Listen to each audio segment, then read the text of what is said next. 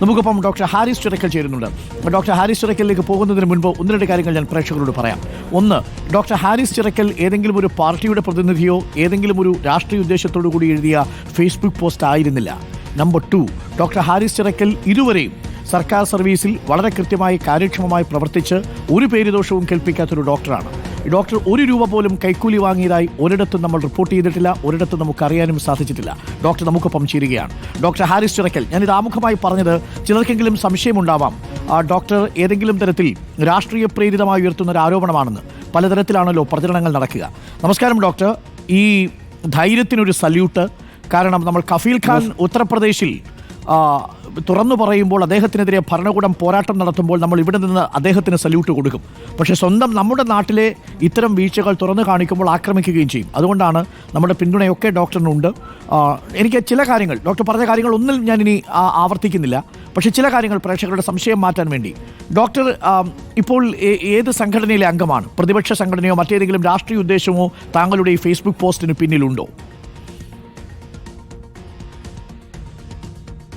എനിക്ക് സർക്കാർ ഉദ്യോഗസ്ഥൻ എന്നുള്ള നിലയ്ക്ക് ഒരു രാഷ്ട്രീയ പാർട്ടിയിലും അംഗത്വം എടുക്കാൻ പറ്റില്ല. അതുകൊണ്ട് തന്നെ എനിക്ക് അംഗത്വങ്ങളൊന്നും രാഷ്ട്രീയ പാർട്ടികളിലൊന്നുമില്ല. ആകെ സംഘടന പറഞ്ഞത് KGMCT ആണ്. അത് ഞങ്ങളുടെ രാഷ്ട്രീയമില്ലാത്ത സംഘടനയാണ്. അതിന് മാത്രമേ എനിക്ക് അംഗത്വമുള്ളൂ. റൈറ്റ്. നമ്പർ 2, ഡോക്ടർ ഇന്ന് വരെ എനിക്ക് തോന്നുന്നു 67 ശേഷം ഈ സർവീസിൽ പ്രവർത്തിച്ചത് മുതൽ അല്ലെങ്കിൽ ജോയിൻ ചെയ്തത് മുതൽ ഇന്നുവരെ സർക്കാർ സർവീസിലാണ് കൂടുതലും അങ്ങ് പ്രവർത്തിച്ചിരിക്കുന്നത്. ഇടയ്ക്കൊരു ചെറിയ ടൈമിൽ മാത്രമാണ് അങ്ങ് പുറത്തു പോയതെന്നാണ് എൻ്റെ വിശ്വാസം. അത് കഴിഞ്ഞ് അങ്ങ് തിരിച്ചു വരികയും ചെയ്തു. ഈ പോസ്റ്റ് ഇടാനിടയായ സാഹചര്യം സഹികെട്ടാണോ അങ്ങ് ഈ ഫേസ്ബുക്ക് പോസ്റ്റ് ഇടുന്നത്? ഇത് ഇടുന്നതിന് മുമ്പ് സഹപ്രവർത്തകരോട് കൂടി ആലോചിച്ചിരുന്നു?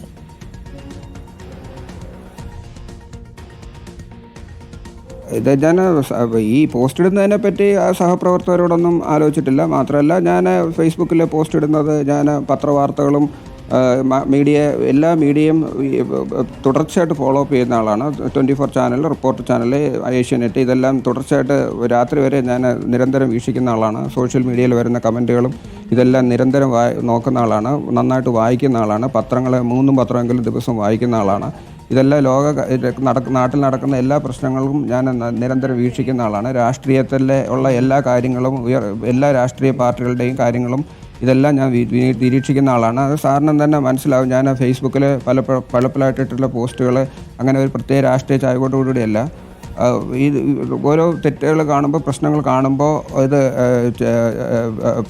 ചെഗുവേര പറഞ്ഞതുപോലെ നിങ്ങളൊരു ഡോക്ടർ എന്ന് പറഞ്ഞ രോഗിയുടെ അല്ല, ഒരു സമൂഹത്തിൻ്റെ പരിഷ്കർത്താവാണ് ഒരു ഡോക്ടർ എന്നാണ് ചെഗുവേര പറഞ്ഞിട്ടുള്ളത്. അപ്പോൾ അതുപോലെ ഒരു സമൂഹത്തിൻ്റെ പരിഷ്കർത്താവാണ് ഡോക്ടർ എന്ന് പറഞ്ഞാൽ. ആരോഗ്യം നമ്മൾ പറയുന്നത് തന്നെ ആരോഗ്യം വ്യക്തിപരമായ ഒരു ആരോഗ്യമില്ല, ഒരു സോഷ്യൽ വെൽബീയിങ് കൂടെ അതിൻ്റെ അകത്ത് ഉൾപ്പെട്ടിട്ടുണ്ട്. അപ്പം സൊസൈറ്റിയുടെയും കൂടെ വ്യത്യാസം അതിനകത്ത് വരണം. അപ്പോൾ ഞാനൊരു സർക്കാർ ഉദ്യോഗസ്ഥനായി പോയി എന്നുള്ളത് കൊണ്ട് തന്നെ ഇത് ചുറ്റുപാടുകളിലുള്ള പ്രശ്നങ്ങളിൽ ഇടപെടരുത്, അത് ചട്ടലംഘനമാണെന്ന് പറയുന്നതിനോട് എനിക്ക് യോജിപ്പില്ല.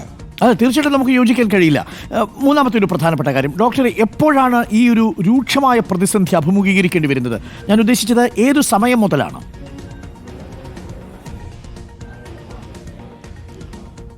ഇത് കഴിഞ്ഞ ഞാൻ ഹെഡ് ഓഫ് ഡിപ്പാർട്ട്മെൻറ്റ് ആകുന്ന സമയം മുതൽ, അതിന് മുമ്പേ ഞാൻ സെക്കൻഡ് യൂണിറ്റ് ചീഫായിരുന്നു. ആ സമയവും പിന്നെ ഈ കോട്ടയം മെഡിക്കൽ കോളേജിൽ ഞാനിരിക്കുന്ന സമയവും ഒക്കെ ഈ പ്രതിസന്ധികളുണ്ട്. പക്ഷേ ഈ അടുത്ത കുറച്ച് കാലങ്ങളിലായിട്ടാണ് ഇത് വളരെ ബുദ്ധിമുട്ടായത്. ഈ പല മെഷീനുകളും അവർ വാങ്ങി തന്നിട്ടുണ്ട് എന്നുള്ളത് അത് ശരിയാണ്. അത് പക്ഷേ അതിൻ്റെ ആക്സസറീസും അതിൻ്റേതായിട്ടുള്ള പ്രോപ്പർ സർവീസിങ്ങും ബാക്കി പറഞ്ഞതുപോലുള്ള പ്രശ്നങ്ങളും അടുത്തിടെയായിട്ടാണ് അത് കൂടുതൽ രൂക്ഷമായിട്ടുള്ള പ്രശ്നമായിട്ട് മാറിയത്. അപ്പോൾ അതോടുകൂടിയാണ് നമുക്ക് ഇതുപോലെ മറ്റ് ആൾട്ടർനേറ്റീവുകൾ പേഷ്യൻസിനെ കൊണ്ട് തന്നെ പൈസ പിരിച്ച് സാധനം വാങ്ങി ഓപ്പറേഷൻ ചെയ്യേണ്ട ഗതികേടിലേക്ക് നമുക്ക് എത്തിച്ചേരുന്നത്. ഈ കൃത്യമായ മെയിൻ്റനൻസും സർവീസും ഇല്ല എന്നതാണോ ഡോക്ടർ ചൂണ്ടിക്കാണിക്കുന്ന ഏറ്റവും പ്രധാനപ്പെട്ട വീഴ്ച?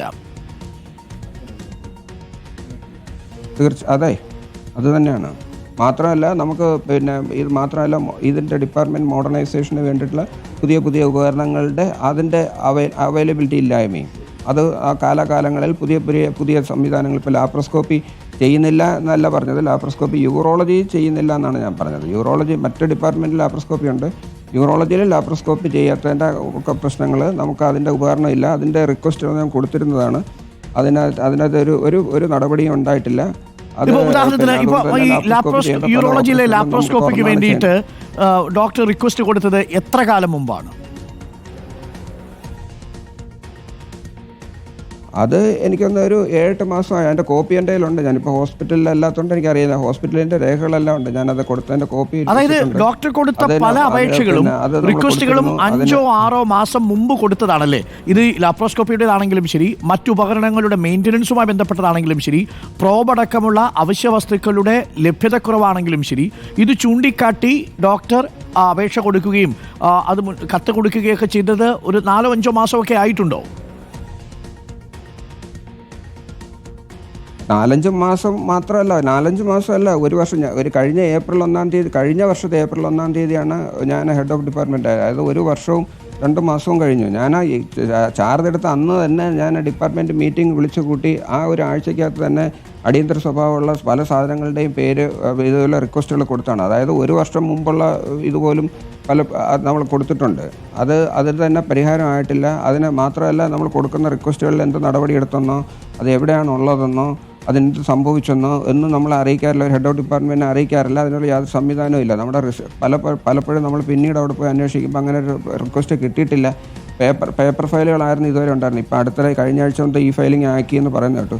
പക്ഷേ അതിന് മുമ്പേ നമുക്ക് കൊടുത്തിരുന്ന പേപ്പർ ഫയലുകളായിട്ടാണ്. എല്ലാം പേപ്പറിൽ നമ്മൾ ടൈപ്പ് ചെയ്ത് കൊടുക്കുകയാണ് ചെയ്യുന്നത്. അപ്പോൾ അങ്ങനെ കൊടുത്തിരുന്ന പലതും പല ഓഫീസുകളിൽ തന്നെ ഇല്ല, അത് കിട്ടിയിട്ടില്ല, അതെവിടെ പോയി അറിയില്ല, വേറെ ഒരെണ്ണം കൂടെ എന്നൊക്കെ പറഞ്ഞിട്ടുള്ള വളരെ അലസമായിട്ടുള്ള മറുപടികളാണ് പലപ്പോഴും കിട്ടുന്നത് എന്ന് പറയാം. ഇത് ഡോക്ടർ ആരുടെയൊക്കെ ശ്രദ്ധയിൽപ്പെടുത്തിയിട്ടുണ്ട്? ഇപ്പോൾ 1 വർഷം പഴക്കമുള്ള ഒരു അപേക്ഷയ്ക്ക് പോലും കാര്യമായ മറുപടി വകുപ്പിൽ നിന്നൊരു വകുപ്പ് മേധാവിക്ക് കിട്ടുന്നില്ലെങ്കിൽ ഇത് ഗുരുതരമായൊരു വീഴ്ചയല്ലേ? അപ്പം ഡോക്ടർ ഇത് പിന്നീട് സൂപ്രണ്ടിനോട്, എനിക്ക് തോന്നുന്നു താങ്കൾക്ക് മുകളിൽ താങ്കൾ സൂപ്രണ്ടിനോടാണ് റിപ്പോർട്ട് ചെയ്യേണ്ടത്, അല്ലെങ്കിൽ പ്രിൻസിപ്പലിനോടാണ്. ഈ വിവരം കാലാകാലങ്ങളിൽ സൂപ്രണ്ടിനോടും അതാത് പ്രിൻസിപ്പൽമാരോട് റിപ്പോർട്ട് ചെയ്തിട്ടുണ്ടോ? ഇത് കാലാകാലങ്ങളിൽ മെഡിക്കൽ കോളേജ് സൂപ്രണ്ടിനോടും പിന്നെ പ്രിൻസിപ്പലിനോടും മാത്രമല്ല, അതിൻ്റെ മേളിൽ ഞാനിത് പിന്നെ മിനിസ്റ്ററുടെ PS കണ്ടപ്പോൾ അദ്ദേഹത്തിനോടും, പിന്നീട് ഇതുപോലെ പിന്നെ എൻ്റെ OPയിൽ വിസിറ്റ് ചെയ്യുന്ന ഇതുപോലെ ഈ പല തലത്തിലുള്ള പല ഉദ്യോഗസ്ഥരും രാഷ്ട്രീയക്കാരുടെയും ഇതൊന്നും കൂടാതെ ഞാനിത് നിയമസഭ ചോദ്യം അവർക്ക് നിയമസഭയിൽ ഉന്നയിക്കുന്ന ചോദ്യങ്ങൾക്ക് ഞാൻ ഇടയ്ക്ക് ഉത്തരം കൊടുക്കേണ്ടി വരും ഡിപ്പാർട്ട്മെൻറ്റ് ഹെഡുകൾ. അതിലെ ഒരു ചോദ്യത്തിന് ഉത്തരമായിട്ട് പോലും ഞാനിത് കൊടുത്തതാണ് ഇവിടുത്തെ ഡെഫിഷ്യൻസികളെ പറ്റി. അപ്പോൾ അത് മന്ത്രിക്ക് അറിയാമായിരുന്നു എന്ന് വ്യക്തമാണ്. കാരണം ഈ ഉത്തരം സ്വാഭാവികമായിട്ട് മന്ത്രിയുടെ കയ്യിൽ കിട്ടുമല്ലോ. മന്ത്രി അത് അറിയേണ്ടതായിരുന്നില്ലേ? നിയമസഭയിൽ ചോദിച്ച ഒരു ചോദ്യത്തിന് ഉത്തരമായിട്ട് ഞാനിതുപോലെ രോഗികളുടെ നിന്ന് പണം പിരിച്ച് ഇത് വാങ്ങി കൊടുക്കുന്നുണ്ട് എന്നുള്ളത് വരെ ഞാനത് സത്യസന്ധമായിട്ട് ഞാൻ എഴുതി. എനിക്കന്ന് ഭയമായിരുന്നു അങ്ങനെ എഴുതാമോ എന്നുള്ളത്. പക്ഷേ അത് നിയമസഭയിൽ തന്നെ അത് വരട്ടെ, അത് പിന്നെ ഒരു ചർച്ച ആയിക്കോട്ടെ എന്ന് വിചാരിച്ച് ഞാൻ എഴുതി കൊടുത്തതാണ്. പക്ഷേ അതിന് പോലും നമുക്ക് പരിഹാരമായിട്ടില്ല. പിന്നെ അത് നിയമസഭയിൽ ഉന്നയിക്കപ്പെട്ടിട്ടുണ്ടോ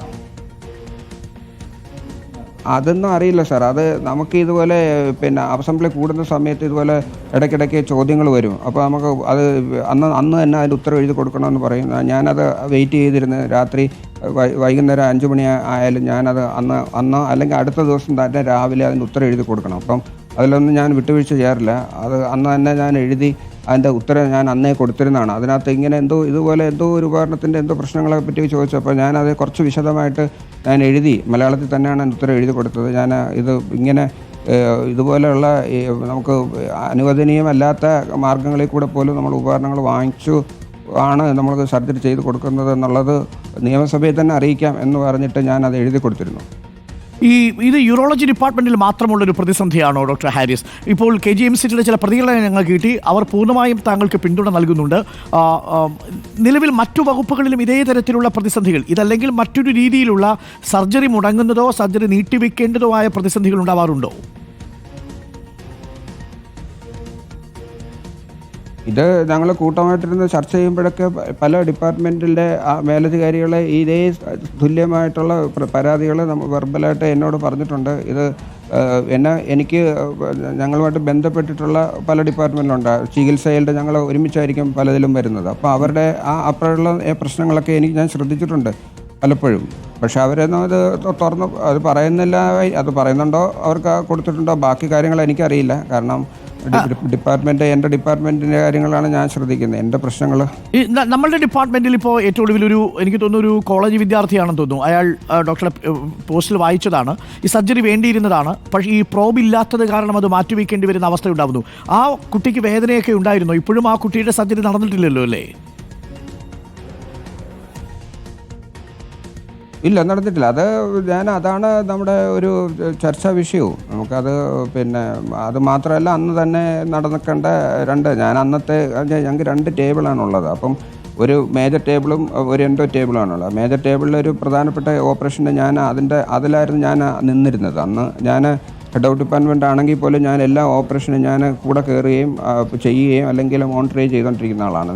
തിയേറ്ററിൽ നിന്ന് വിട്ടു പോകുന്നതല്ല. അന്ന് തുടർച്ചയായിട്ട് ആ കേസ് തീർന്നപ്പോൾ തന്നെ ഏതാണ്ട് ഒരു മണി കഴിഞ്ഞു. അപ്പം അത് കഴിഞ്ഞിട്ടാണ് ഞാൻ ഇറങ്ങിയത്. പിന്നെ 2 മണിക്ക് DME ഓഫീസിൽ വെച്ച് ഒരു എമർജൻസി മീറ്റിംഗ് ഉണ്ടെന്ന് പറഞ്ഞതിന് പേരിൽ 2 മണിക്ക്, അല്ലെങ്കിൽ ഈ മീറ്റിംഗ് അല്ലാതെ ഒരു ആവശ്യം ഭക്ഷണം കഴിക്കാൻ പോലും ഞാൻ പുറത്തിറങ്ങുന്നതല്ല. അപ്പോൾ ഇത് നമ്മൾ കമ്മിറ്റികൾക്ക് പോകണം, അത് നിർബന്ധമായിട്ടുള്ളതാണ്. അല്ലെങ്കിൽ നമ്മുടെ ഹയർ ഓഫീസറിന് അത് ഇഷ്ടപ്പെടത്തില്ല. അങ്ങനെ എന്നെ വിളിച്ചതിൻ്റെ അടിസ്ഥാനത്തിൽ ഞാൻ കൃത്യം 2 മണിക്ക് DME വിശ്വനാഥ് സാറിൻ്റെ മുമ്പിൽ പോയിട്ടുണ്ട്. അത് സാറിന് അറിയാം, സാറിൻ്റെ മുമ്പിലുണ്ടായിരുന്നു. ആ ചർച്ച കഴിഞ്ഞപ്പോൾ ഏതാണ്ട് 3:15-3:30 മണിയായി. അപ്പോഴാണ് ഞാൻ തിരിച്ചു വരുന്നത്. അപ്പോഴാണ് ഇതിനകത്ത് ഈ ഇത്തരം പ്രശ്നങ്ങളൊക്കെ ഉണ്ടായിരുന്നത്. അപ്പം ഇതിനകത്ത് ഞാൻ പറഞ്ഞിട്ടുള്ള ഇതിനകത്ത് നമുക്ക് ഇങ്ങനെയാണ് അന്ന് സംഭവിച്ചിരുന്നത്. അപ്പം ഇതിനകത്ത് നമുക്ക് ഓപ്പറേഷൻ മുടങ്ങി എന്നുള്ളത് സത്യമാണ്. അത് മുടങ്ങി എന്നുള്ളത് മാത്രമല്ല, അത് പിന്നെ ഒരു തുടർച്ചയായ കാര്യമാണ്. അത് മുടങ്ങുക എന്ന് പറഞ്ഞു കഴിഞ്ഞാൽ ഈ ഓപ്പറേഷൻ എല്ലാ ദിവസവും ചെയ്യുന്നതാണ്. അത് ആഴ്ചയിൽ 6 ദിവസവും ഞങ്ങൾക്ക് ഓപ്പറേഷൻ തിയേറ്ററുണ്ട്.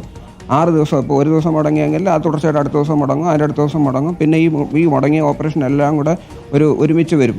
അപ്പോൾ പിന്നെയും താമസിക്കും. അപ്പോൾ ഇപ്പോൾ ചുരുക്കത്തിൽ ഈ ഒരാഴ്ചയ്ക്കിടയിൽ അങ്ങനെ എത്ര സർജറികൾ മുടങ്ങിയിട്ടുണ്ടാവും ഡോക്ടർ? അല്ല, അത് മിനിഞ്ഞാന്ന് നടന്ന സംഭവമാണല്ലോ. അപ്പോൾ ഇനിയിപ്പോൾ വരുന്ന എന്താണ്, നമ്മൾ ഓരോ 3 യൂണിറ്റാണ്. 3 യൂണിറ്റ് ഉള്ള 3 യൂണിറ്റിനും സെപ്പറേറ്റ് ഓപ്പറേഷൻ വെയിറ്റിംഗ് ലിസ്റ്റാണ്. അവർക്ക് ഏതൊക്കെയാണ് ഓപ്പറേഷൻ ഉള്ളതെന്ന് നമുക്കറിയില്ല. എൻ്റെ ഡിപ്പാർട്ട്മെന്റിൽ ഞാൻ എല്ലാം ഡയറിയിൽ എഴുതി വെക്കുന്നതാണ്. ഓരോ ആഴ്ചയിലും വരുന്ന നീഡിൽ സ്വഭാവത്തിലുള്ള പല സർജറികൾക്കും പലതരം പ്രോബുകൾ ഉണ്ടാവുമല്ലോ. അതിന് എത്ര രൂപ വില വരും? അതിന്റെ മെയിൻ്റനൻസിന് എത്ര രൂപ ചെലവ് വരുന്നതാണ്? അതെ,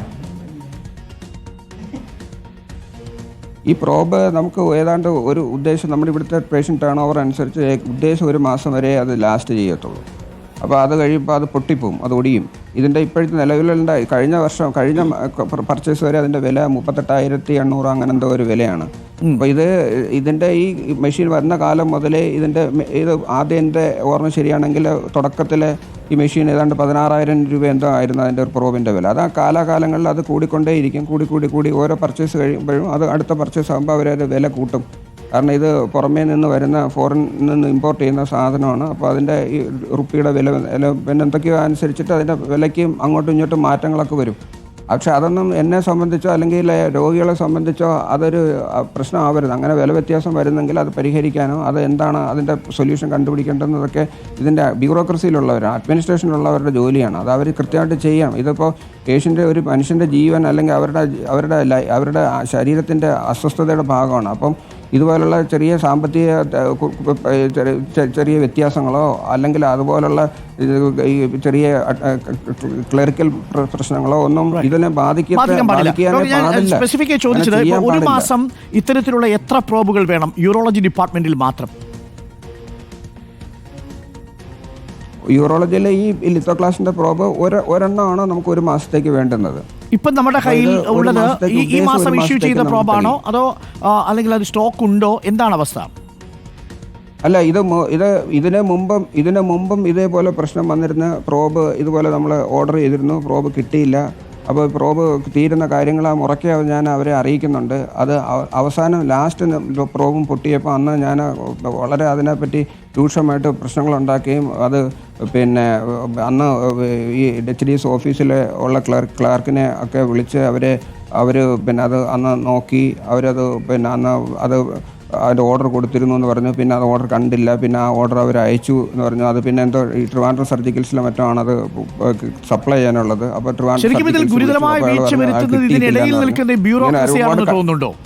ഒരുപാട് കൺഫ്യൂഷൻ അതെ സാർ, അത് അന്ന് ഞാനിത് ഒരുപാട് ഇതിനകത്ത് ഇടപെടുകയും ഇവർ ഒരുപാട് പ്രശ്നങ്ങളുണ്ടായി. അവസാനം അത് അന്ന് രണ്ടാഴ്ചക്കകത്ത് അത് വളരെ നമ്മൾ ശക്തമായിട്ട് പ്രതികരിച്ചതിൻ്റെ പേരിലാണ് അത് അന്ന് രണ്ടാഴ്ചക്കകത്തെങ്കിലും കിട്ടിയതും ഓപ്പറേഷൻ നമുക്ക് റിസ്യൂം ചെയ്യാൻ പറ്റിയത്.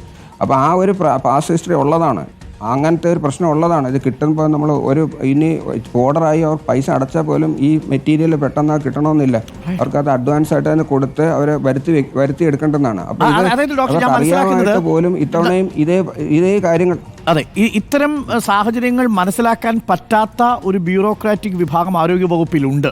അതായത് ഇതിൻ്റെ അടിയന്തരാവസ്ഥയെക്കുറിച്ച് മനസ്സിലാക്കാനോ ഇതിൻ്റെ നെസസിറ്റിയെക്കുറിച്ച് മനസ്സിലാക്കാനോ ഇതെന്താണ് ഈ ഉപകരണമെന്നോ ഈ ഉപകരണത്തിൻ്റെ ആവശ്യമില്ലെങ്കിൽ ഈ ഉപകരണം ഇല്ലെങ്കിൽ ബുദ്ധിമുട്ടുന്ന രോഗികളുടെ അവസ്ഥയോ മനസ്സിലാക്കാത്ത ഒരു വിഭാഗം ആളുകൾ ആരോഗ്യ വകുപ്പിലുണ്ടെന്ന് വേണം മനസ്സിലാക്കാൻ. തീർച്ചയായിട്ടും അത് തന്നെ ആയിരിക്കണം ഇതിൻ്റെ കാരണം ഇതിനകത്ത് ടോപ്പിലുള്ള ഇപ്പം മിനിസ്റ്ററോ അല്ലെങ്കിൽ അവരെ അവിടെ മേലധികാരികളോ അവർ നമുക്കിവിടെ വരുമ്പോൾ നമ്മൾ മീറ്റിങ്ങുകൾക്കൊക്കെ വരുമ്പോൾ അവർ പറയുന്നത് നിങ്ങൾക്ക് പണം ഒരു പ്രശ്നമല്ല, ഇത് ആശുപത്രി മെഡിക്കൽ കോളേജ് പ്രശസ്തമായ സ്ഥാപനമാണ്, ഇവിടെ നമുക്ക് പണം ഒരു പ്രശ്നമേ അല്ല എന്നൊക്കെയാണ് അവർ പറയുന്നത്. ഒരു പക്ഷേ ശരിയായിരിക്കും, അവർ ഇതിനകത്ത് മിനിസ്റ്റർ മുതൽ ഇപ്പം അവിടെ ഭരണാധികാരികൾ ഇതിനകത്ത് ഇത് സ്പെൻഡ് ചെയ്യാൻ തയ്യാറായിരിക്കും. ഇവിടെ എന്ത് പ്രശ്നങ്ങളുണ്ടെങ്കിലും പരിഹരിക്കാൻ അവർ തയ്യാറായിരിക്കും. പക്ഷേ ഇതിനിടയ്ക്ക് നിൽക്കുന്ന ഏതോ ഒരു ഘടകമാണ് ഇതിനെ തടസ്സപ്പെടുത്തുന്നത്. ഞാൻ തുറന്നു ചോദിക്കട്ടെ ഡോക്ടർ ഹാരിസ്, അതിനു പിന്നിൽ എന്തെങ്കിലും താല്പര്യങ്ങളുള്ളതായിട്ട് സംശയിക്കുന്നുണ്ടോ?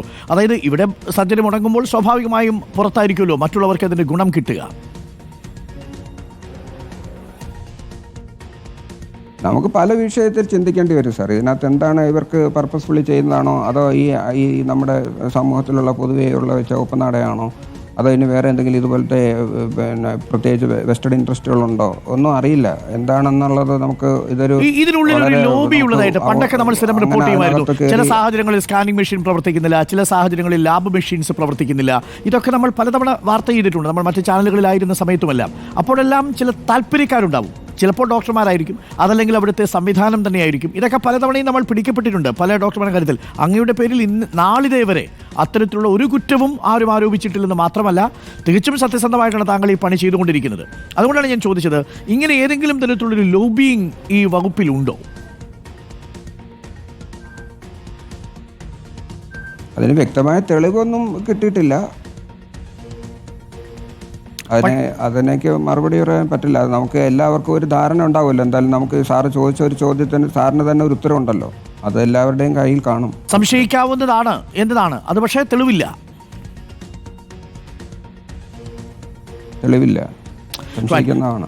ഡോക്ടർ, ഒരു കാര്യം കൂടി, ഡോക്ടർ ഇപ്പോൾ ഇത്രയും വർഷം സർവീസായി, എത്ര വർഷം ഡോക്ടർ സർവീസായി? എനിക്ക് തോന്നുന്നു ഇടക്കാലം ഒഴിച്ച് ബാക്കിയെല്ലാം ഈ സർക്കാർ സർവീസിലായിരുന്നു താങ്കൾ പണിയെടുത്തത്. കഴിഞ്ഞ വർഷം തന്നെ താങ്കൾ ഇപ്പോൾ പറഞ്ഞു 360 ദിവസവും ഈ സർവീസിൽ തന്നെയായിരുന്നു. അപ്പോൾ ഇത്രയും ആത്മാർത്ഥമായി പണിയെടുക്കുന്നു ഡോക്ടർ എന്ന് അറിയാമായിരുന്നവരായിരിക്കുമല്ലോ സൂപ്രണ്ട് അടക്കമുള്ളവർ. എന്നിട്ടും സൂപ്രണ്ട് ഇന്നലെ ഡോക്ടറെ തള്ളി പറഞ്ഞത് എന്തിനാണ്? അതെ, അറിയാം. അവർക്കതേ പറ്റുള്ളൂ സാർ, അത് അവർക്ക് അങ്ങനെ പറ്റുള്ളൂ. അവർക്ക് നമുക്ക് സപ്പോർട്ട് ചെയ്യാൻ പറ്റില്ല. അത് നിരാശ തോന്നിയില്ലേ ഡോക്ടർ? നിരാശ തോന്നിയിട്ടില്ല. ഇത് കാരണം ഇതിന് മുമ്പ് നമുക്ക് സംഭവിച്ചിട്ടുണ്ട്, ഇതുപോലെ തന്നെ സംഭവിച്ചിട്ടുണ്ട്. ഇതിന് മുമ്പ് നടന്ന പ്രശ്നങ്ങളിലും ഒക്കെ അവർ അങ്ങനെ ഡോക്ടർമാരെ ആരെയും ഒരിക്കലും സപ്പോർട്ട് ചെയ്തിട്ടില്ല, ഒരിക്കലും. എനിക്ക് മുമ്പ് ഇരുന്ന ഡോക്ടറും ഇതുപോലെ ഹെഡ് ഓഫ് ഡിപ്പാർട്ട്മെൻ്റ് ആയിരുന്ന ഡോക്ടർക്കും അന്ന് ഇതുപോലെ പ്രശ്നങ്ങളൊക്കെ ഉണ്ടായിട്ടുണ്ട്. അന്ന് ഇവരെ ആരും സപ്പോർട്ട് ചെയ്തിട്ടില്ല. അന്ന് അദ്ദേഹത്തിനെതിരെ അവർക്ക് എൻ്റെ കൂടെ വർക്ക് ചെയ്യുന്ന പല ഡോക്ടർമാർക്കെതിരെ ഇതുപോലുള്ള ദുരാരോപണങ്ങളൊക്കെ ഉണ്ടായപ്പോഴും ഒന്നും അവരൊന്നും ആരും സപ്പോർട്ട് ചെയ്തിട്ടില്ല. അവർക്ക് സൂപ്രണ്ട് അങ്ങനെ ഇവർക്ക് നമ്മളെ സപ്പോർട്ട് ചെയ്യാൻ പറ്റില്ല. അതായത് ഏതെങ്കിലും തരത്തിൽ എതിർപ്പ് ഉയർത്തിയാലോ കുറവുകളുണ്ടെന്ന് പറഞ്ഞാലോ ഉടനെ തന്നെ ദുരാരോപണം ഉയർത്തി പ്രതിരോധിക്കലാണ് പതിവ്, അല്ലേ? അതെ, എക്സാക്ട്ലി അങ്ങനെ തന്നെ പറയാം. കാരണം നമ്മളൊരു പ്രശ്നങ്ങൾ പറയുമ്പം അല്ലെങ്കിൽ നമ്മൾ പറയുന്ന ഒരു ബുദ്ധിമുട്ട് എന്താണെന്നുള്ളത് അവർ ശ്രദ്ധയോടെ കേട്ട് അതിൻ്റെ താല്പര്യത്തോടു കൂടി ചെയ്തു കഴിഞ്ഞാൽ ഈ പരാതികളേ ഇല്ല. അത് ആ സമയത്ത് അത് അങ്ങനെയാണ് ഇങ്ങനെയാണ്, അത് ഇത് അതിൻ്റേതായ സമയമെടുക്കും, സർക്കാർ കാര്യം മുറ പോലെയാണ്, അതങ്ങനെ അതിൻ്റേതായ ഡിലേ ഉണ്ടാവില്ലേ, അത് വളരെ അഡ്വാൻസ് ആയിട്ട് തരണ്ടേ, ഇങ്ങനെയൊക്കെയുള്ള കുറേ നമ്മളെ തിരിച്ച് ചോദ്യം ചെയ്യുന്നതല്ലാതെ അത് ശ്രദ്ധയോടെ കേൾക്കാനോ അതിനനുസരിച്ച് പെട്ടെന്ന് നടപടികൾ സ്വീകരിക്കാനോ അല്ല അവർ ശ്രമിക്കുന്നത്. എന്നിട്ട് നമ്മളിതുപോലെ നമ്മളിപ്പോൾ ഇത് ഞാൻ ഉപയോഗിച്ച് നമ്മൾ ഫേസ്ബുക്കിൽ എഴുതിയത് അങ്ങനെയല്ല ഒരു ഹെഡ് ഓഫ് ഡിപ്പാർട്ട്മെൻറ്റ് ചെയ്യാനുള്ളത്. നമ്മളത് അധികാരികൾ വഴി നേടിയെടുക്കേണ്ട കാര്യമാണ്. പക്ഷെ അത് ചെയ്യാൻ പറ്റുന്നില്ല. അതുകൊണ്ടാണ് നമുക്കിത് ഇങ്ങനെ എനിക്കത് പൊതുജനങ്ങളുടെ മുമ്പിൽ അവതരിപ്പിക്കേണ്ടി വന്നത്. ഇനി എത്ര വർഷം അങ്ങേക്ക് സർവീസ് ഉണ്ട് ഡോക്ടർ? നമ്മളെ സപ്പോർട്ട് ചെയ്യാൻ പറ്റില്ല, കാരണം അവരുടെയും കൂടെ വീഴ്ചയാണല്ലോ. എനിക്ക് 2031 വരെ സർവീസ് ഉണ്ട്. അത് ഇനി 5 വർഷം സർവീസ് ഉണ്ട്. താങ്കൾ ഈ തുറന്നു പറഞ്ഞതിന്റെ പേരിൽ വേട്ടയാടപ്പെടുമെന്നോ ഏതെങ്കിലും തരത്തിൽ മറ്റാരോപണങ്ങൾ ഉന്നയിച്ച് താങ്കളെ ബുദ്ധിമുട്ടിക്കുമെന്നോ താങ്കൾക്ക് ഭയമുണ്ടോ?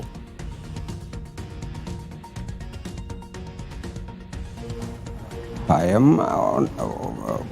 ഉണ്ടാവണമല്ലോ. പക്ഷേ എനിക്ക് കുഴപ്പമില്ല. എനിക്കത് നമുക്ക് ഏത് രീതിയിലാണെങ്കിലും നമുക്കത് ഇപ്പം അതായത് എനിക്ക് മനസ്സിലാവുന്നു ഡോക്ടറുടെ നിസ്സഹായാവസ്ഥ. അതായത് ആവശ്യം വേണ്ടുന്ന പ്രോബ് പോലെയുള്ള ഏറ്റവും ആവശ്യമായിട്ടുള്ള സർജിക്കൽ ഇൻസ്ട്രുമെന്റ്സ് ഇല്ലാതെ ഈ ഓപ്പറേഷൻ തിയേറ്റർ എന്ന യുദ്ധക്കളത്തിൽ ആയുധങ്ങളില്ലാതെ നിസ്സഹായനായി പോകുന്നൊരു പടയാളിയെ പോലെ ആയിത്തീരുകയാണ് ഡോക്ടർ അടക്കമുള്ള സമൂഹം, അല്ലേ?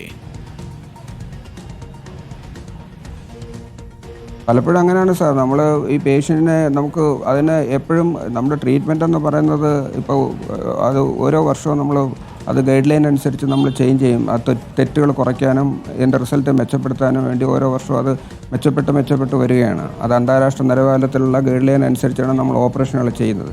പക്ഷേ അതിന് പലപ്പോഴും നമുക്ക് സാധിക്കുന്നില്ല. അത് ഇതിൻ്റെ കുറവ് കൊണ്ടാണ്.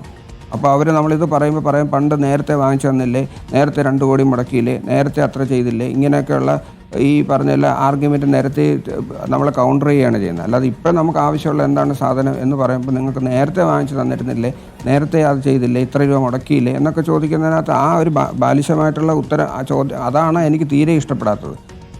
ഈ ഡോക്ടർ മിനിസ്റ്ററെ നേരിട്ട് കണ്ടിരുന്നോ PS അല്ലാതെ?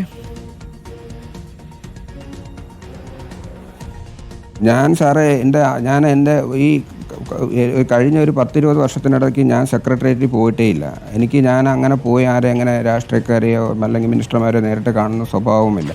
എന്നെ അന്ന് PS വിളിപ്പിച്ചത് അദ്ദേഹം എന്നെ ഒരു കാര്യത്തിൽ അതിൻ്റെ ഡീറ്റെയിൽസ് തിരക്കാൻ വേണ്ടി എന്നെ വിളിപ്പിച്ചതാണ്. അങ്ങനെയാണ് അദ്ദേഹത്തിൻ്റെ അടുത്ത് പോയത്. അല്ലാതെ ഞാൻ വേറെ ഒരു കാര്യത്തിനും ഞാൻ അങ്ങനെ സെക്രട്ടേറിയറ്റിൽ കയറി പോകുന്ന ആളല്ല. സെക്രട്ടേറിയറ്റിൽ പോയി അങ്ങനെ കാര്യങ്ങൾ സാധിക്കുന്ന ആളുമല്ല. എൻ്റെ വ്യക്തിപരമായ കാര്യത്തിന് ഒന്നും പ്രത്യേകിച്ചും. അപ്പോൾ അതുകൊണ്ട് തന്നെ എനിക്ക് അവിടെ ഈ സെക്രട്ടേറിയറ്റിൽ എനിക്ക് ഹെൽത്ത് ഡിപ്പാർട്ട്മെൻറ്റ് ശരിക്കും എവിടെ ആണെന്ന് പോലും എനിക്ക് വ്യക്തമായിട്ട് അറിയത്തില്ല. ഈ PS കണ്ടപ്പോൾ ഈ കാര്യങ്ങൾ കൃത്യമായി ധരിപ്പിച്ചതല്ലേ? അദ്ദേഹത്തിന് അന്ന് അത് വളരെ മിതമായ സമയം ഉണ്ടായിരുന്നുള്ളൂ. ഏതാണ്ട് 1 മണിക്കൂറോളം അദ്ദേഹത്തിനായിട്ടുണ്ടായിരുന്നു.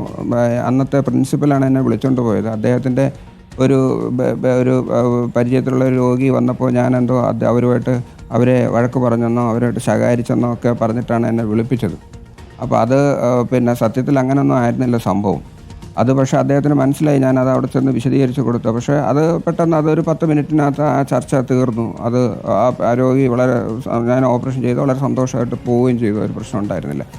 അപ്പോൾ അതല്ല, അദ്ദേഹത്തിനായിട്ട് ഞാൻ കൂടുതൽ സമയം ഞാൻ സ്പെൻഡ് ചെയ്തത് ബാക്കി ഇതെന്തുകൊണ്ടാണ് ഓപ്പറേഷൻ താമസം വരുന്നതെന്നും അവിടെ നിന്ന് ഞാൻ ഈ വിശദ കാര്യങ്ങളെല്ലാം അന്ന് ആ സമയത്തുള്ള പ്രശ്നങ്ങളെല്ലാം അദ്ദേഹത്തിന് ഞാൻ പറഞ്ഞതാണ്. അദ്ദേഹത്തിനോട് ഞാൻ പറഞ്ഞതാണ് അവിടെ ഇരുന്ന്.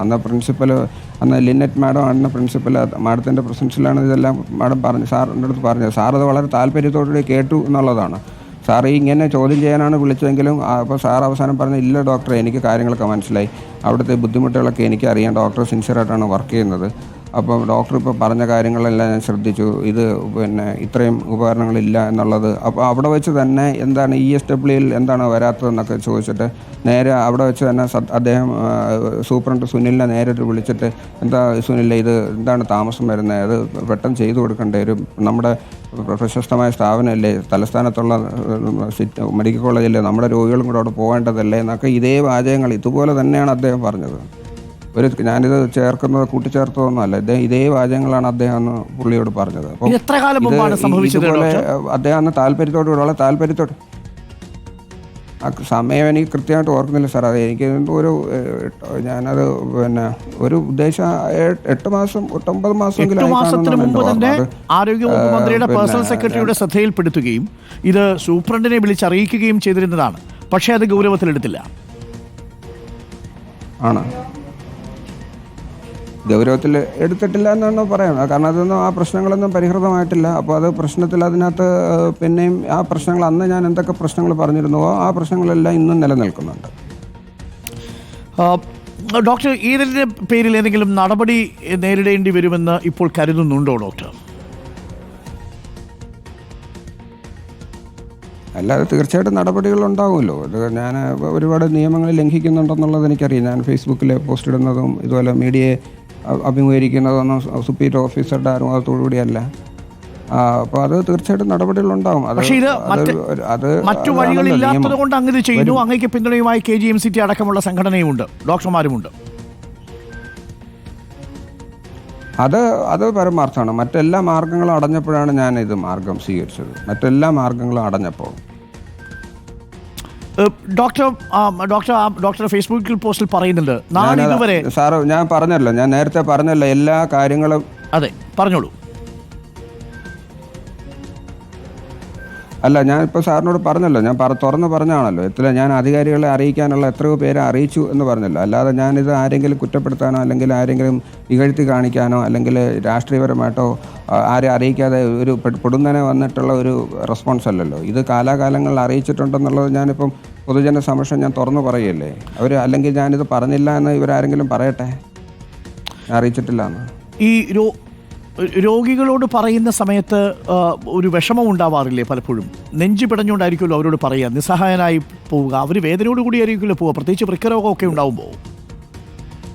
അത് വേദന മാത്രമല്ല സാർ, ഞാൻ പലപ്പോഴും രോഗികളായിട്ട് ഞാൻ അല്പം ടഫായിട്ട് പെരുമാറുന്നതിൻ്റെ ഒരു കാരണം ഇത് തന്നെയാണ്. കാരണം നമ്മുടെ നിസ്സഹായാവസ്ഥയിൽ അവരിങ്ങനെ നമ്മളെ സമ്മർദ്ദപ്പെടുത്തിക്കൊണ്ടേയിരിക്കും. എനിക്ക് വേദനയില്ല ഡോക്ടർ, പെട്ടെന്ന് ചെയ്യേണ്ട, ഇത്ര താമസിക്കുന്നത് എന്താണ് എന്നൊക്കെ ചോദിക്കുമ്പോൾ ഞാൻ ചിലപ്പോൾ അല്പം രൂക്ഷമായിട്ട് എനിക്ക് വേറെ മാർഗ്ഗമില്ല, ഞാനപ്പം പറഞ്ഞില്ല നിങ്ങൾക്ക് അങ്ങനെ അത്രേ പറ്റുള്ളൂ എന്നൊക്കെ ചിലപ്പോൾ പറയേണ്ടി വരും. കാരണം അവർ വിചാരിക്കുന്നത് ഞാൻ അലസത കൊണ്ടോ അല്ലെങ്കിൽ കൈക്കൂലി കിട്ടാത്തതുകൊണ്ടോ ഒക്കെ ചെയ്യുന്നതായിരിക്കും അവർ ഒരു പക്ഷേ വിചാരിക്കുന്നത്. എൻ്റെ അവസ്ഥ അവർക്കറിയില്ലല്ലോ. അപ്പോൾ നമ്മൾ ആ ഒരു സമ്മർദ്ദത്തിൽ നമ്മൾ ചില സമയത്ത് നമുക്ക് അല്പം നമ്മൾ ചിലപ്പോൾ ഇച്ചിരി പക്ഷേ അവർക്കതിലൊരു വിഷമം ഉണ്ടായിട്ടെന്ന് അവർ പറയാറില്ല. അവർക്ക് പക്ഷേ അത് ഇച്ചിരി ദേഷ്യപ്പെട്ട് സംസാരിച്ചാലും അവരെ പിന്നെ അവർക്ക് വേണ്ടുന്ന എല്ലാ കാര്യങ്ങളും ചെയ്ത് എപ്പോഴും എൻ്റെ മുമ്പിൽ എപ്പോഴും എൻ്റെ ഇന്ന് പോകുമ്പോൾ പുഞ്ചിരിച്ചുകൊണ്ടേ പോകാറുള്ളൂ. എൻ്റെ ഡിസ്ചാർജ് ചെയ്യുമ്പോൾ പേഷ്യൻ്റ് വന്ന് അവരെന്നെ ചിരിച്ച് ആയിട്ടാണ് അവർ പോവുക. ചായ പോലും നിരവധി അവസരങ്ങൾ പുറത്ത് കിട്ടുന്നതാണ്. താങ്കൾ വേണമെന്ന് വെച്ചാൽ ഇവരുടെ കയ്യിൽ നിന്നൊക്കെ പണം വാങ്ങാവുന്നതുമാണ്. പക്ഷെ താങ്കൾ ആ വഴിയൊന്നും തിരഞ്ഞെടുത്തില്ല.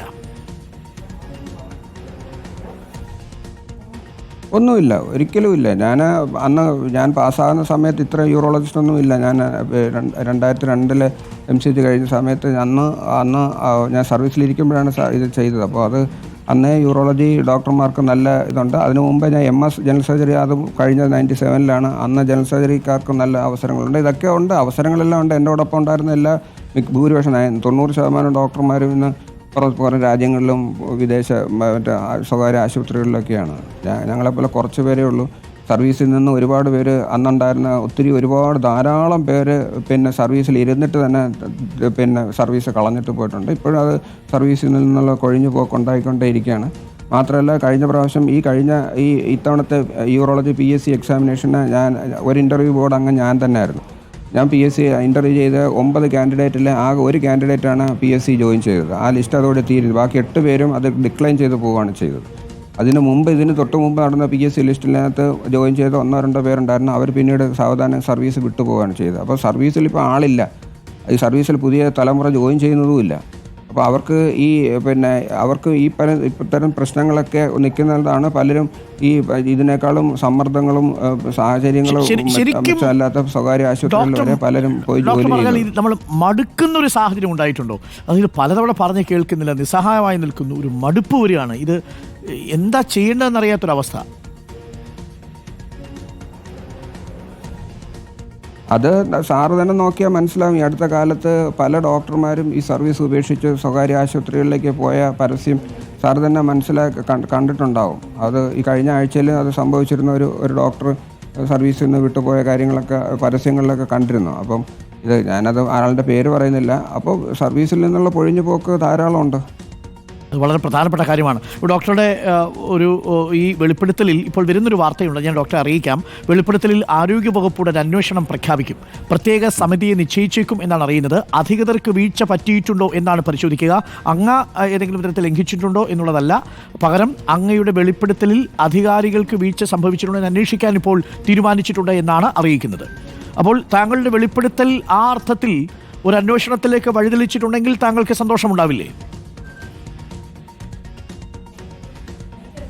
ഞാൻ ഉന്നയിച്ചത് ഒരു ആരോപണങ്ങൾ, ഇത് വ്യക്തിപരമായിട്ട് ആരെയും സമ്മർദ്ദത്തിലാക്കാനോ രാഷ്ട്രീയ സമ്മർദ്ദത്തിൽ ഉൾപ്പെടുത്താനോ ഒന്നും ഉള്ളതല്ല. സിസ്റ്റം മെച്ചപ്പെടുത്താനുള്ള നിർദ്ദേശങ്ങൾ മാത്രമാണ്. അതിനനുസരിച്ച് സിസ്റ്റം നന്നായി കഴിഞ്ഞാൽ എനിക്ക് അതിനകത്ത് ഏറ്റവും വലിയ സന്തോഷം. അതാണ് എൻ്റെ ഏറ്റവും വലിയ സന്തോഷം. ഈ സിസ്റ്റം നന്നായി കഴിഞ്ഞാൽ അതാണ് എൻ്റെ ഏറ്റവും വലിയ സന്തോഷം. അങ്ങ് ഈ ജോലി, ഈ സർവീസിൽ നിന്ന് തന്നെ വിരമിക്കണമെന്ന് തന്നെയല്ലേ ആഗ്രഹം? ഇനി ഒരു 5 വർഷം 6 വർഷം കൂടിയുണ്ട്.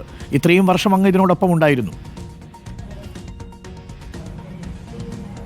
അല്ല, എനിക്ക് ഇത് ഈ പറഞ്ഞതുപോലെ അവർ എന്നെ ടെർമിനേറ്റ് ചെയ്യാനോ അല്ലെങ്കിൽ സസ്പെൻഡ് ചെയ്യാനോ അങ്ങനെയൊക്കെയുള്ള എൻക്വയറികളിൽ ഉൾപ്പെടുത്തി ബുദ്ധിമുട്ടിക്കാനോ ഒക്കെ ആണെങ്കിൽ പിന്നെ നമുക്ക് വേറെ പോകുമ്പോഴില്ലല്ലോ. അതിനകത്ത് വേറെ നമുക്ക് ജീവിക്കണ്ടേ. Thank you doctor. ഞാൻ ഡോക്ടറുടെ പേഴ്സണൽ കാര്യങ്ങളൊന്നും അന്വേഷിച്ചില്ല. ഡോക്ടർ, ഭാര്യയും കുടുംബവും ഒക്കെ ഇവിടെ തന്നെയാണോ, തിരുവനന്തപുരത്ത് തന്നെയാണോ?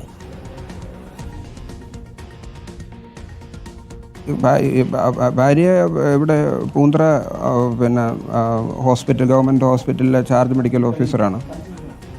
അവരെ അവിടെ എല്ലാവർക്കും അറിയാം. അവരും ഇതുപോലെ ആശുപത്രിയുടെ മെച്ചപ്പെടുത്തലിന് വേണ്ടിയിട്ട് ഒരുപാട് നന്നായിട്ട് അധ്വാനിക്കുന്ന ഡോക്ടറാണ് ഡോക്ടർ നിഷ. എൻ്റെ മക്കൾ രണ്ടുപേരും MBBS, മൂത്ത ആളെ MBBS ആലപ്പുഴ മെഡിക്കൽ കോളേജ് കഴിഞ്ഞിട്ട് ഇപ്പം പോണ്ടിച്ചേരി ജിപ്മറിലെ MD ജനറൽ മെഡിസിൻ ചെയ്തുകൊണ്ടിരിക്കുന്നു.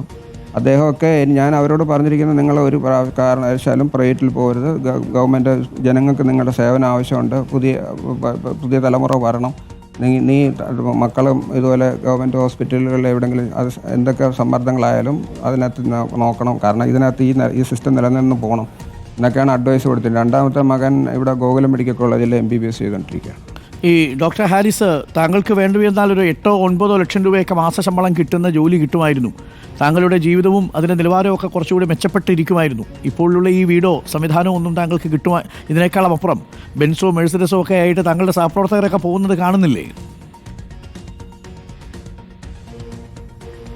ഞാൻ ഗൾഫിലായിരുന്ന സമയത്ത് എനിക്ക് 2009 ഞാൻ അന്ന് ശ്രീമതി ടീച്ചർ ഇതുപോലെ ഇവിടെ പിന്നെ ഡോക്ടർമാരെല്ലാം തിരിച്ച് വിളിക്കുകയാണ്, സിസ്റ്റത്തിൽ ഡോക്ടർമാരില്ല, എല്ലാവരും തിരിച്ചു വരണം എന്നൊക്കെ പറഞ്ഞപ്പം അന്ന് ഗൾഫിലെ സൗദി അറേബ്യയിലെ ജിദ്ദയിലാണ് ജോലി ചെയ്തിരുന്നത്. അന്ന് എനിക്ക് എൻ്റെ വരുമാനം അന്ന് 5 ലക്ഷം രൂപയാണ് അന്ന് ഞാൻ ശമ്പളം വാങ്ങിച്ചുകൊണ്ടിരുന്നത്.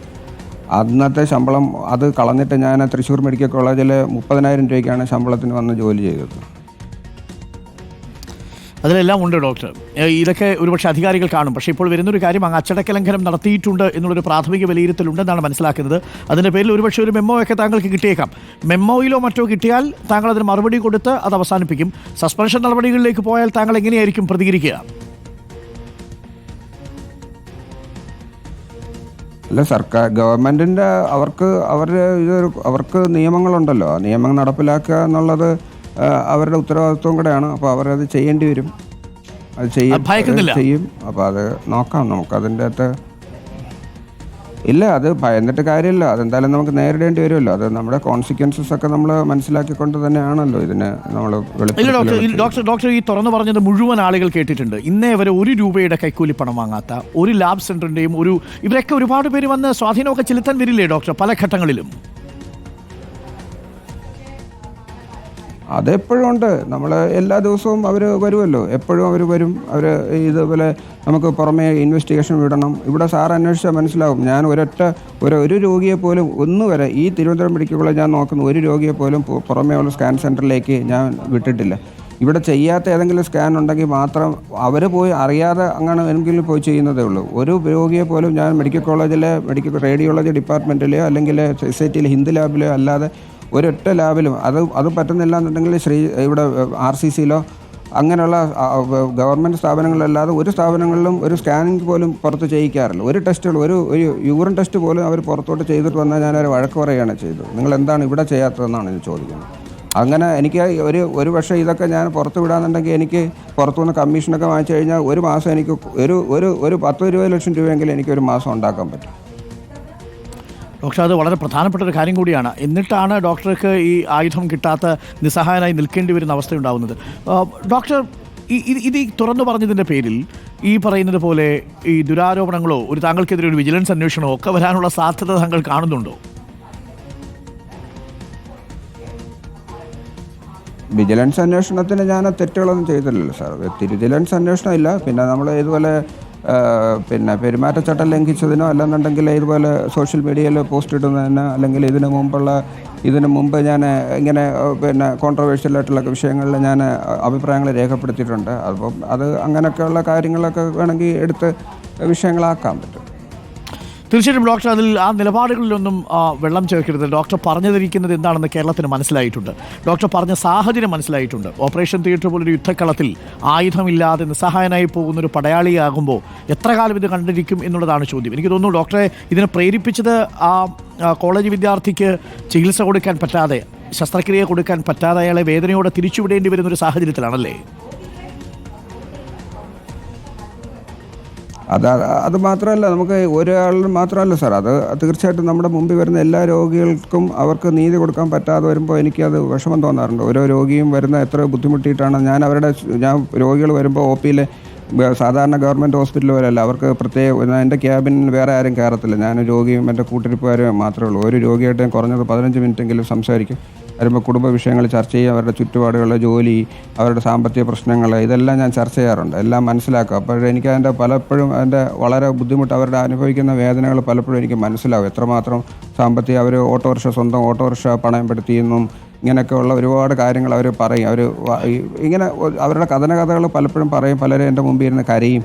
അപ്പോൾ അതെല്ലാം കേട്ടിട്ടാണ് നമ്മൾ നമുക്കതിൻ്റെ വലിയ നമുക്കൊരു പ്രശ്നം തോന്നുന്നത്. എൻ്റെ ക്യാബിനിൽ ഞാൻ എൻ്റെ ജൂനിയർ ഡോക്ടർമാരെ പോലും ഇരുത്താറില്ല. കാരണം ഇവരുടെ യഥാർത്ഥ പ്രശ്നങ്ങളൊക്കെ അവരെ കേൾക്കാൻ ആരും ഇല്ലല്ലോ എന്നാണ് അവരുടെ വിഷമം. അപ്പോൾ പലപ്പോഴും ഞാനത് ശ്രദ്ധിച്ചിരുന്ന അവരുടെ ശ്രദ്ധ കംപ്ലീറ്റ് അവരുടെ ഒരുപാട് കാര്യങ്ങളൊക്കെ ചോദിക്കും. ചിലർക്ക് കൂടുതൽ സമയം കൊടുക്കും. ഒരുപാട് സമയം ഇരുന്നിട്ട് എൻ്റെ ഒരു കാര്യങ്ങളെല്ലാം ചർച്ച ചെയ്യും. ഇതെല്ലാം ചുറ്റുപാടുകളെല്ലാം മനസ്സിലാക്കി അവരുടെ പ്രശ്നങ്ങളൊക്കെ ഞാൻ കേൾക്കാറുണ്ട്. കേട്ടിട്ടാണ് പലപ്പോഴും അവർക്ക് അതിൻ്റേതായിട്ടുള്ള ചികിത്സ ചെയ്യുന്നത്. ഡോക്ടർ, അവരുടെ പ്രശ്നങ്ങൾ എനിക്ക് വരുന്ന എൻ്റെ രോഗി മനസ്സിലായി. ഓരോ രോഗിയും തൻ്റെ മുന്നിൽ നിൽക്കുമ്പോൾ അവരുടെ മുന്നിൽ നിസ്സഹായനായി പോകുന്ന ഡോക്ടർ അവസ്ഥ ഞങ്ങൾക്ക് മനസ്സിലാവുന്നുണ്ട്. V salute you doctor. ഇത് വെറുതെ പറയുന്നതല്ല, കാരണം അങ്ങയെക്കുറിച്ച് അന്വേഷിച്ചപ്പോഴും ഞങ്ങൾക്ക് ബോധ്യമായ കാര്യമാണ്. അങ്ങ് സഹികെട്ടാണ് ഈ പ്രതികരണം നടത്തുന്നത്. അങ്ങയ്ക്ക് വേണ്ടി മാത്രമല്ല, മറ്റെല്ലാ വകുപ്പുകളിലെയും ഡോക്ടർമാർക്ക് കൂടി വേണ്ടിയാണ് അങ്ങ് ഈ പ്രതികരണം നടത്തിയിരിക്കുന്നത്. ഇതിൻ്റെ പേരിൽ ഏതെങ്കിലും തരത്തിൽ ഒരു അച്ചടക്ക നടപടിയോ, പെരുമാറ്റച്ചട്ടം ലംഘിച്ചു എന്നതിൻ്റെ പേരിൽ, അല്ലെ ഏതെങ്കിലും തരത്തിലുള്ള കണ്ടക്ട് റൂൾസ് ലംഘിച്ചു എന്നതിൻ്റെ പേരിലോ നടപടിയോ ഒക്കെ വന്നാൽ അത് ഈ അധികൃതർ അത് എത്രമാത്രം മനസ്സിലാക്കിയിട്ടുണ്ടെന്ന കാര്യത്തിൽ ഞങ്ങൾക്ക് സംശയമുണ്ട്. അതൊന്നും വരാനുള്ള സാധ്യതയില്ല. കാര്യം ഇതൊക്കെ മനസ്സിലാക്കിയിട്ടുണ്ട്. ഒരുപക്ഷെ ഒരു മെമ്മോയിൽ ഇത് അവസാനിക്കും. അങ്ങനെ അവസാനിക്കട്ടെ എന്ന് നമുക്ക് കരുതാം. പക്ഷേ താങ്കൾ ഉന്നയിച്ച പ്രശ്നങ്ങൾക്ക് പരിഹാരമാകണം എന്നുള്ളതാണ്. എങ്കിലും ഈ പോരാട്ടം നടത്തുന്നതിൻ്റെ ആ ധൈര്യത്തിന് ഒരിക്കൽ കൂടി അഭിനന്ദനങ്ങൾ. കഫീൽ ഖാൻമാർ ഉത്തർപ്രദേശിൽ മാത്രമല്ല നമ്മുടെ നാട്ടിലുമൊക്കെ ഉണ്ട്. വീഴ്ചകൾ പറയുമ്പോൾ അവരെ ശിക്ഷിക്കാനല്ല സിസ്റ്റം മുതിരേണ്ടത്. ഈ സർക്കാർ അതിന് ശ്രമിക്കില്ല എന്നതാണ് വിശ്വാസം. ആരോഗ്യവകുപ്പ് മന്ത്രിയോട് നമുക്ക് പറയാനുള്ളത്, ഞങ്ങൾ ക്ഷണിച്ചിട്ടാണ് അദ്ദേഹം വന്നത്. ഞങ്ങൾ ചോദിച്ച ചോദ്യത്തിനുള്ള മറുപടി ആരോഗ്യവകുപ്പ് മന്ത്രിയെയോ മറ്റാരെയെങ്കിലുമോ അപഹസിക്കാനോ ആക്ഷേപിക്കാനോ ഈ സമയം വരെയും അദ്ദേഹം ശ്രമിച്ചിട്ടില്ല. ഈ സിസ്റ്റത്തെയോ ഏതെങ്കിലും രാഷ്ട്രീയ ഉദ്ദേശം വെച്ചും സംസാരിച്ചിട്ടില്ല. വീഴ്ചകൾ എണ്ണിപ്പറയേണ്ടുന്ന സാഹചര്യമുണ്ടാക്കി ആ സാഹചര്യമുണ്ടാക്കിയവർക്കെതിരെയാണ് അന്വേഷണം നടത്തേണ്ടത്. ഈ ഡോക്ടറെ ബുദ്ധിമുട്ടിക്കരുത് എന്നൊരു അഭ്യർത്ഥന ആരോഗ്യവകുപ്പ് അധികൃതരോടുണ്ട്. ശരിയാണ്, നിയമത്തിൻ്റെ കണിശത നൂല് പിടിച്ചു പോയാൽ അദ്ദേഹം ഫേസ്ബുക്കിൽ പോസ്റ്റ് ഇടാൻ പാടില്ലായിരുന്നു. അദ്ദേഹം ഞങ്ങളോട് സംസാരിക്കാൻ പാടില്ലായിരുന്നു. അതൊരു മെമ്മോയിൽ ഒതുക്കി തീർക്കണം എന്നുള്ളതാണ് ഞങ്ങളുടെ അഭിപ്രായം.